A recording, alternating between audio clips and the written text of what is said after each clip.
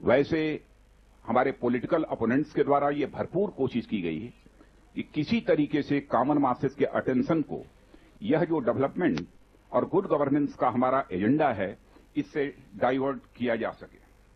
Positive agenda के आधार पर और साथ ही साथ नरेंद्र भाई मोदी की डायनेमिक लीडरशिप के आधार पर हमको इतनी शानदार सफलता हासिल हुई है। और इस सफलता को मैं यह मानता हूं कि जनता ने भाजपा की नीति, नीयत और नेतृत्व के प्रति अपना विश्वास व्यक्त किया है। आज के कुछ समय पहले यह कहा जाता था कि Indian success story is now over. मैं कह सकता हूं कि now times has come to rewrite the Indian success story. Bharat की सफलता का इतिहास पुनः लिखने का अब वह समय आ चुका है। भारत की सफलता की कहानी, भारत की सफलता की दास्तां अभी समाप्त नहीं हुई है। जो विजय हासिल हुई है उस विजय के लिए मैं अपने मतदान केंद्र पोलिंग बूथ पर काम करने वाले सभी कार्यकर्ताओं का हार्दिक अभिनंदन करना चाहता हूं और ऊपर के भी जितने भी हमारे ऐसे नेता और कार्यकर्ता हैं, हमारी राज्य इकाइयों के भी, जिला इकाइयों के भी, मैं सबका अभिनंदन करना चाहता हूं। जहां तक इस बार के चुनाव का प्रश्न था, बहुत सारे सामाजिक सांस्कृतिक संगठनों ने भी भारतीय जनता पार्टी का परिवर्तन के उद्देश्य से पूरी तरह से सहयोग किया है। मैं उनके प्रति भी आभार व्यक्त करता हूं। पहले भारतीय जनता पार्टी के संबंध में कहा जाता था कि भारतीय जनता पार्टी केवल एक शहरों की पार्टी है, लेकिन अब भारतीय जनता पार्टी केवल शहरों की पार्टी ही नहीं बल्कि गांवों की भी पार्टी बन चुकी है, गरीबों की भी पार्टी बन चुकी है, झुग्गी झोपड़ी में रहने वाले लोगों की भी पार्टी बन चुकी है, किसानों की भी पार्टी बन चुकी है और समाज के सभी वर्गों की पार्टी बन चुकी है। समाज का किसी भी जाति वर्ग का कोई व्यक्ति क्यों न हो, मुझे इस देश के शेड्यूल कास्ट, अनुसूचित वर्ग और साथ ही साथ हमारे आदिवासी और वनवासी भाइयों का भी भरपूर सहयोग प्राप्त हुआ है। झुग्गी झोपड़ियों में रहने वाले लोगों का भी सहयोग भारतीय जनता पार्टी को प्राप्त हुआ है। इस देश के युवकों में और इस देश की युवतियों में परिवर्तन की जो यह ललक थी और उसके परिणाम स्वरूप जो सहयोग भारतीय जनता पार्टी को प्राप्त हुआ है उसकी मैं भूरी भूरी प्रशंसा करता हूं और उनका भी मैं अभिनंदन करना चाहता हूं। साथ ही देश के अपने सभी कार्यकर्ताओं से मैं यह अपील करूंगा, बहुत ही शानदार विजय हासिल हुई है, ऐतिहासिक विजय हासिल हुई है, लेकिन इस विजय के उमंग और उत्साह में संयम बनाए रखें।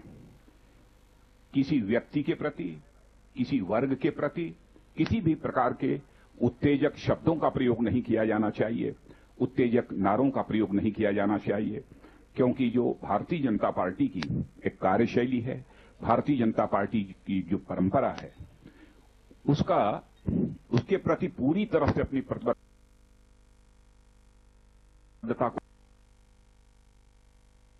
की एक संकल्प है। इस बात का ध्यान रखें। साथ ही हमारे एनडीए के जो एलाइज हैं, मैं उनके प्रति भी आभार व्यक्त करना चाहता हूं। ऐसे हमारे 25 एलाइज हैं जिन्होंने भारतीय जनता पार्टी के साथ मिलकर चुनाव लड़ा है, जिसे हम कहते हैं नेशनल डेमोक्रेटिक अलायंस, एनडीए कहते हैं। और साथ ही अन्य राजनीतिक पार्टियों के नेताओं को भी जो सफलता प्राप्त हुई है, मैं उन्हें भी अपनी तरफ से हार्दिक बधाई देना चाहता हूं। भारतीय जनता पार्टी का प्रारंभ से ही एक ही उद्देश्य रहा है कि समाज के सभी वर्गों को साथ लेकर आगे चलना, समाज के सभी वर्गों को साथ लेकर इस देश का विकास करना। और मुझे पूरा विश्वास है कि नरेंद्र भाई मोदी के नेतृत्व में जो हमारा एक नए भारत के निर्माण का स्वप्न रहा है, उस स्वप्न को साकार करने में हमें पूरी तरह से कामयाबी हासिल होगी। बहुत बहुत धन्यवाद। हाँ, कल आपको जानकारी देना चाहता हूं, कल 12:30 बजे इसी पार्टी कार्यालय में सेंट्रल पार्लियामेंट्री बोर्ड की बैठक होगी। दिलीप तिवारी जी, हाँ, वेलकम टू यू।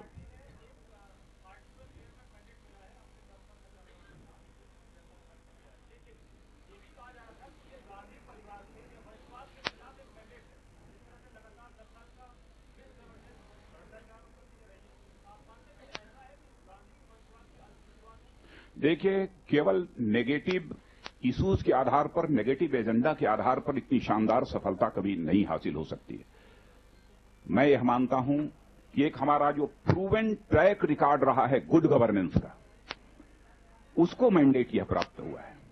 चाहे हमने बीजेपी लेड एनडीए की गवर्नमेंट आदरणीय अटल बिहारी वाजपेयी जी के नेतृत्व में चलाई हो, चाहे आज हमारी राज्यों में जो सरकारें चल रही हैं, उनका जो गवर्नेंस का परफॉर्मेंस है, उसको देखते हुए और साथ ही साथ गुजरात में नरेंद्र भाई मोदी ने 12 वर्षों तक मुख्यमंत्री रहते हुए जिस तरीके से वहां डेवलपमेंट किया है, उसकी सराहना केवल भारत में ही नहीं बल्कि दुनिया के दूसरे देशों में की जा रही है। और सचमुच नरेंद्र भाई मोदी और भारतीय जनता पार्टी के प्रति देश की जनता ने एक भरोसा किया है और विश्वास किया है, क्योंकि देश की जनता का एक भरोसा और विश्वास टूट चुका था राजनीतिक पार्टियों से, राजनेताओं से। लेकिन यह इस बार के 16वीं लोकसभा के चुनाव में इस देश की जनता ने वह भरोसा और विश्वास व्यक्त किया है। मिस्टर वेंकट, मैं देश की जनता के प्रति भी आभार व्यक्त करना चाहता हूं, और इसलिए आभार व्यक्त करना चाहता हूं कि देश की जनता ने विगत कई वर्षों की अपेक्षा पोलिंग सर्वाधिक की है। पोलिंग परसेंटेज मैं समझता हूं कि इस बार बहुत ही हाई था।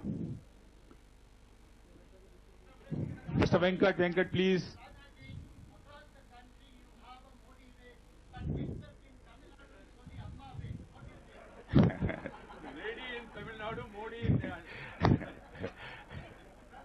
पूर्णिमा जोशी, पहले हमारा अकाउंट भी वहां नहीं खुलता था, लेकिन इस बार हमने तमिलनाडु में भी 3 सीटों पर, तो संभवतः 3 है ना, अभी 2 है, 2 सीटों पर हम लोगों ने जीत हासिल की है। पूर्णिमा जोशी, सुमित पांडे, अखिलेश शर्मा, सुकेश रंजन। हाँ, बोलिए।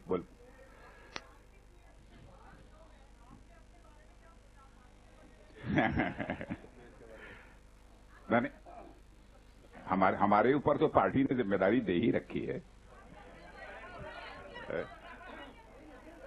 मिस्टर सुमित पांडे, एक मिनट, कमलेश जी आते हैं आकवट। हाँ, बोलिए जी।